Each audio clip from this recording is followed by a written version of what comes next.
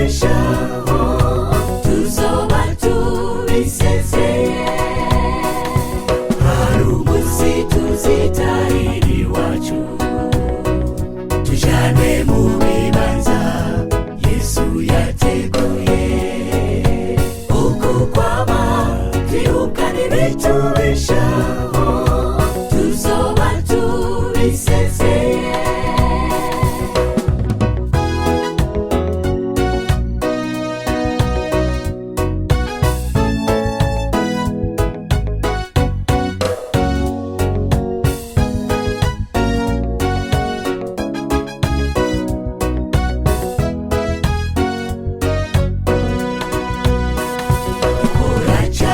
Kugira turonke ibitubeshaho mu buzi dukora butandukanye.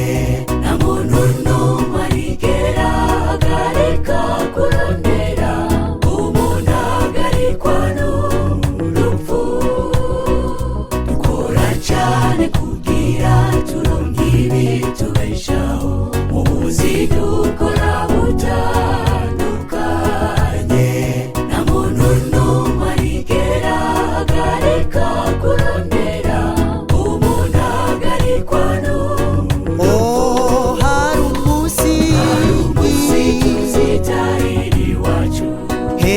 Tujane mu bibanza Yesu yateguye.